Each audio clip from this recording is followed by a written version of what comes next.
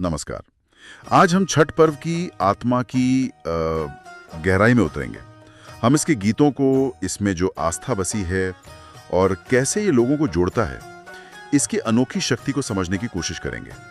ये जानकारी एक पॉडकास्ट अंश से ली गई है जो छठ के भावनात्मक और सामुदायिक पहलुओं पर ज्यादा ध्यान देता है। जी हाँ, बिल्कुल। और हमारा मकसद सिर्फ ये नहीं कि रीति रिवाजों की लिस्ट बना दें, बल्कि ये समझना है कि ये त्योहार कैसे प्रकृति, परिवार और हमारी जड़ों से वो जो गहरा जुड़ाव है ना, उसका प्रतीक बनता है। तो आज हम छठ के गीतों की विरासत पर, पारिवारिक एकता की भावना और इसमें जो कृतज्ञता का एक शक्तिशाली संदेश छुपा है, उस पर थोड़ी विस्तार से बात करेंगे। हाँ जरूर।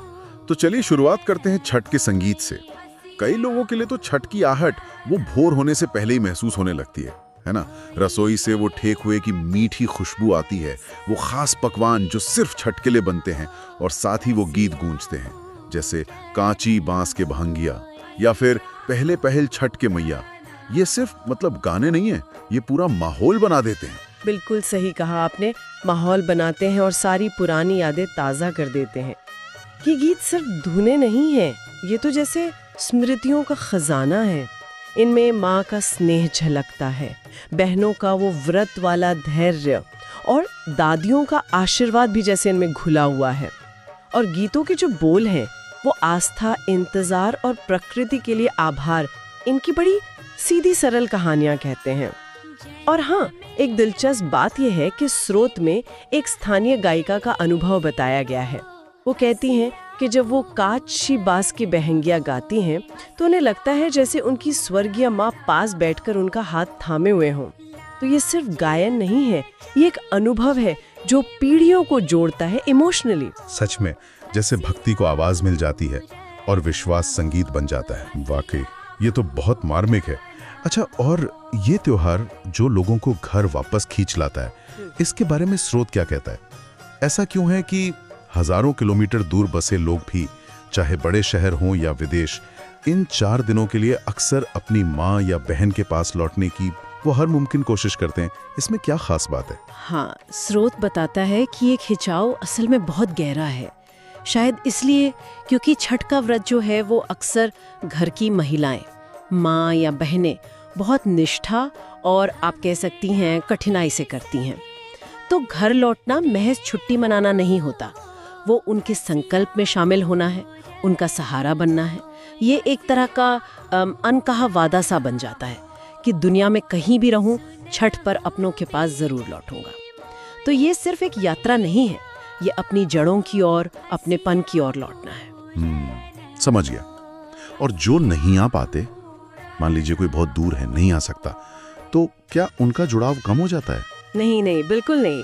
स्रोत इस बात पर भी रोशनी डालता है कि टेक्नोलॉजी ने दूरियों को कुछ हद तक कम तो किया ही है। जो लोग शारीरिक रूप से वहाँ नहीं हो पाते, वो भी जुड़ते हैं, शायद अपनी बालकनी में एक दिया जलाकर उसी समय पर, या फिर परिवार के साथ वीडियो कॉल पर अर्घ्य के वक्त शामिल होकर। यहाँ जरूरी ये नहीं है कि सब एक ही जगह पर हों, बल्कि अहम ये है कि सब एक ही प्रार्थना, एक ही भावना, एक ही समय पर महसूस कर रहे हों। ये दिखाता है कि छठ की जो सामूहिकता है ना, वो सिर्फ शारीरिक उपस्थिति तक ही सीमित नहीं है, वो साझा आस्था और भावनात्मक जुड़ाव से बनती है। सही कहा। अच्छा, छठ के आखिरी दिन की बात करते हैं, उषा अर्घ्य। जब व्रती उगते सूरज को जल अर्पित करते हैं तो उनके चेहरों पर एक अलग ही अद्भुत शांति और संतुष्टि दिखती है। स्रोत इस बात पर जोर देता है कि छठ कुछ मांगने से ज्यादा धन्यवाद कहने का पर्व है। इस पहलू को थोड़ा और समझाएंगी? हाँ, ये बहुत महत्वपूर्ण बात है। छठ असल में प्रकृति की पूजा है, खासकर सूर्य की, जो जीवन का स्रोत है। तो ये धन्यवाद सिर्फ बीते साल की अच्छी चीजों के लिए नहीं है, बल्कि जीवन की जो बुनियादी नेमतें हैं ना, उनके लिए है। प्रकाश के लिए, ऊर्जा के लिए, अच्छी फसल के लिए, स्वास्थ्य के लिए, जीवन की निरंतरता के लिए। ये प्रकृति के प्रति एक गहरी कृतज्ञता का भाव है। ये याद दिलाता है कि हम इस पूरे ब्रह्मांडीय व्यवस्था का एक छोटा सा हिस्सा हैं और हमें इसके प्रति आभारी होना चाहिए। इसमें कोई दिखावा या आडंबर नहीं, बस एक सरल सा थैंक यू है सृष्टि को।